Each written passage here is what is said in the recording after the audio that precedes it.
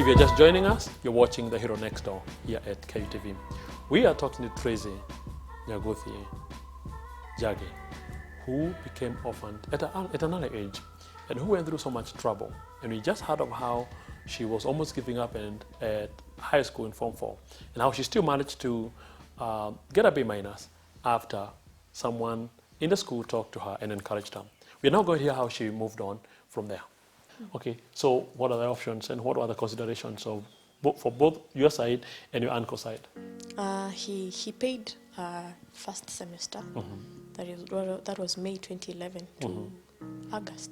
Okay. Yes, first semester he paid the whole of it. Okay. And we didn't have issues. He was a kind man. Yeah, he was Yes, a he kind was. man. I appreciate him. Yeah. So after that, he decided he wasn't going to pay anymore. There were things that happened. Okay.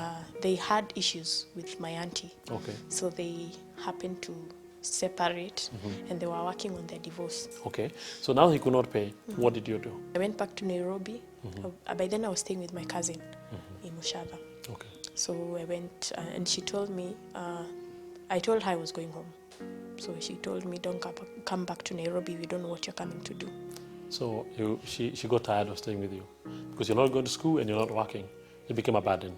I went In to my Embu. grandma's place. Okay. So I had to now change life. You know, I was used to that good life at my uncle's place. You have everything. So I come back to my grandma's place. So at that time, life was hard. Life was really hard. I'm still trying to absorb the fact that I just had a taste of campus. Now it's done. 70,000, I cannot raise it. And now you're back in the village? I'm back in the village. Your grandma's place? Yes. Okay. And at that time, while I was still trying to absorb the fact that I'm not going back to school, and my friends are already moving on, they are going on with their studies. My aunties also don't want me. No one would bother getting me a job or telling me I'll pay for you a college or something. That is in Embu? Yes. Okay. I was still there. See, I would, and at that time I started drinking. And your aunt, the one who separated with your uncle, was also staying there in the village. So you all stayed. So you all met there. We all met there. So you got frustrated. Yeah, I got You frustrated. started drinking. Started drinking. Okay. So what happened in 2013 that made you stop, and then what happened? What happened beyond you stopping to drink? I went looking for a job Wow. in town. Okay. I got a job at Bima House Okay. as a secretary. Okay. So I thought this was it. At least I have something that I can. And it's not a very bad. It's a good position. It's a good position. It's I not mean, bad. you At dress least well. you will earn. Yes. You are the boss at the front desk. Yes. Yes. Okay. Yeah. So January, this boss of mine was very nice. Till one day he called me to his office and started suggesting that he wanted to, open a business. I'll open for you a business, give you a good life, and such talks. And I told him, no, I'm not interested. I am not interested in becoming a second wife, because he was old enough to be not even my dad. I think he was older. Ever since then, I don't know, he just became weird. Since you said no. Yes. Okay. Since I said no. So he stopped paying you? Yes, he stopped paying me. Suddenly? Yeah, January he paid part of it. So Feb I didn't have money, and March. So I was there for 3 months. And I couldn't go home because home life was no good. So I remember it reached a point where I was staying, because I was staying in hostels in Pangani. And I was staying in my grandma's hostel. Now that is on the side of my grandpa, his sister. Okay. Okay. Yeah. So I thought this woman would understand that I am not being paid, so you just stay. I got so frustrated because at some point she refused to even give me water to bathe in the morning. She told me there was no water. Because she thinks you're being paid and you're not paying for a house. Yes, so both sides was tough. It got to a point where I used to walk, and sometimes I would even stay for a whole day without eating anything because I don't have You didn't have money. Yes. Amazing. So eventually what happened now? That you're not being paid and your grandma is looking for rent. I quit. Eventually what did you do? I quit. You quit, okay. Yes. So what happened after that? When you After quit that, the job? an auntie of mine called me and told me there's someone who's looking for a house girl, and in Kiambu, someone who's looking for a house girl. Can you work for her? Then I was Okay. like, yeah, I'm willing to do anything. If she's paying me. Because you didn't want to go back to the village? I don't want to your go. grandma's Yes. place? The university dream seems is not working, and you don't even know what to do. Yes. Okay, so go ahead. So I went to that lady's place for, that was in mid-March. 2013. Mid-April, yeah, 2013. Yes. Okay. So I went to her place. To become a house girl? To become a house girl. Okay. But at that time I thought it's good because I'll be eating there, I'll be sleeping there, I'm not paying rent anywhere. So And then you'll be paid something. I'll be paid something, Okay. 3,000. So when I went, I worked for 2 weeks, so doing all the house chores and yeah. And it was supposed to be end month since I reported Mid of the month, yes. So they didn't. Came first week of May. No, that was mid-March. So it came first week of April. Of April, yes. And I'm asking my auntie, how come she hasn't paid me? At least the 1,500 will push me a long way. Because you have been promised 3,000 a month. Yes, 3,000 a month. So Okay. I'm thinking 2 weeks, you should give me my 1,500. But then she told me that woman is giving you accommodation, so there is no pay. And what happened after May? After May, I decided to go check my help. So I found out that help, I had gotten a loan of that 49,500. So when you went to check, you discovered you had been given, Yes, been and awarded that was a loan the by previous Harry, year. That was the previous year, but you had never checked. I had never checked. While I was still working with this woman who was supposed to give me accommodation, she got me a job. Oh, okay. So she didn't pay you. You stayed there working for her and not getting it, but she got your job. She got me a job Okay. as a secretary still. Okay.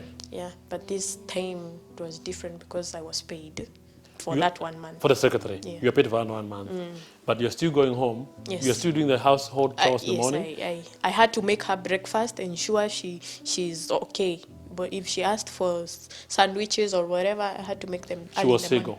She was no, she's married, but the husband was away, Okay. and the kids were grown, so she okay. was all alone in the Okay. house. So ensure she's fine before I leave. Sometimes I get late for work, and I can't explain to my boss. So That you have to do other work. Yes. Some other work for no pay in the morning. Yeah, so I used to do 2 jobs at the same time. Amazing. Then came the university issue. So I have the 49,500. I have around 20,000 to know where to get it. But And you still have the job. And I still in have the town. job. And you still have to do the chores in the morning. 3 in 1. 3 in 1. So how did you manage it? What happened? I went to talk to my boss. So he told me you can be working 2 days.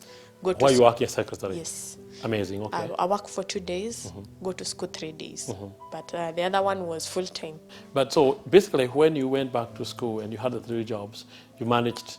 For how long did you manage, and how do you eventually move on towards the close of it, towards the end of your course? For around 1 month. Then this lady became so, I don't know, I have no idea, but she started acting weird. Okay. Till she started suggesting I should look for a hostel. Okay. But at that time, I didn't have cash. Okay. So there was this friend of mine called Ian. We were in the same class, but at that time they were 1 year ahead of me since I had called off Yes. for a whole year.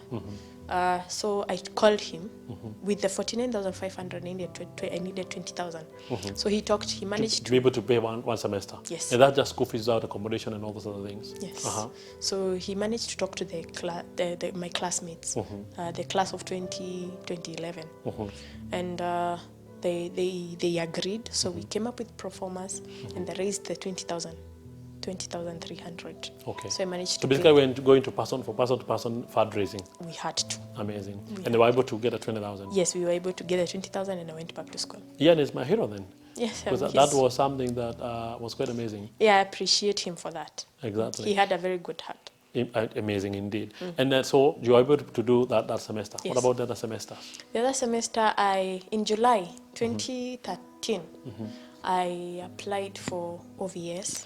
That is orphaned and vulnerable students. Students in And Kenya. that is a program in Kenyatta University. Kenyatta That University, assist yes. students who are either vulnerable or come from very poor backgrounds or who are orphaned. Yes. Okay. Yeah, so I applied. They normally give scholarships. So I applied for that scholarship in July. And by God's grace, managed to get. Amazing. And they used to pay 35,300. So they told me per year they would be paying 35,300. So at least that next semester, I had 35,300 in the school account. But you still needed I 35,000. needed 34,700, something Yeah. like that. So the 34,700, I had talked to a cousin of mine. You remember that cousin we used to live with? The one who told you if you have nothing to do in Nairobi, go Yes. back. Okay. She offered to give me 20,000. She was not that bad after all. She was not that bad. Amazing. She's nice. Okay. She's good. Okay.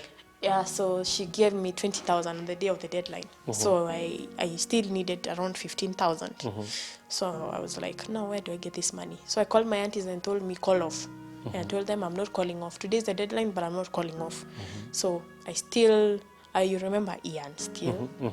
So we still used to talk with Ian, and he had asked me where I was with the school fees, how much was remaining to cover up the school fees. So I had told him a few months before that it was 15,000. So he said, all right, we'll work on it. So I remember that day I just took a step of faith and decided to make a line at the bank, Equity Bank in KU, and told God, I am not calling off again. You have to provide the 15,000. So I went, queued. So you were queuing to pay the 20,000 that your cousin had sent you? No, I'm queuing to clear the school fees. But you have no money? I have no, I only have 20,000. I still need 15,000. Okay. So you were going to pay the 20,000, but you also trusting God to give you the other 15,000? Yes. In the queue? Yes, in the queue. And the cash was in the M-Pesa. So I didn't have cash. It was all in the M-Pesa. So while I was queuing, by the time we were getting to get inside the Equity Bank, I just received a text. Because I had told God, by the time I'm getting there, I need that 15,000. I don't know where it's going to come from, but your ways are not the ways of man. Men may say that I will call off, but I want your word, Lord. And I'm making this line by faith. Amazing. So I remember by the time I was getting there, I just received someone called me. Am I speaking to Tracy? Then I said, yes. My name is Priska.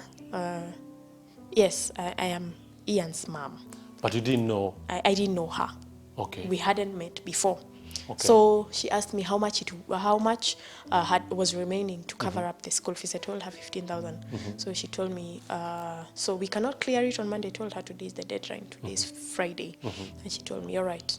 So she confirmed my phone number. And she sent me 15,152. And she told me, don't bother paying back. You just go pay your school fees and continue with your studies. So that was now second year, first semester. So can we say that given that you had OVS guaranteed every September, yes, and you know that you applied for help, you kept applying for help, you have managed to get where you are now by getting those, and then people just helping. Yes. People that God just said helping. Yes. And where are you now with your program? I just completed school in April. Okay. Thanks to I also had applied another scholarship with All Saints Cathedral. Okay. Yes, that is my church. Okay. So I had applied a scholarship. They gave me 54,000. That cleared up the 2 semesters in 4th year. Amazing. Yes. So it's been different sources, different sources. I wouldn't say it's someone specific. I just say scholarships and people who are strategic at different seasons. At different seasons. If you can put it that way. Yes. Tracy, there are many people who are listening to you right now who have gone through the same problems. Some of them going through them now, and some of them are where you are, when you are just working for accommodation and it's no money, or where you are just getting drunk because you had given up. I would like you to face the camera and tell those people if you think there's any hope for them, or you think they should just give up because nothing is never going to work. So face the camera and talk to those people. Well, if you're out there and you feel like your life is no more, you feel like everyone has left you, you feel like your family members have decided that you don't belong to them or you're useless, I would like to tell you that there's hope.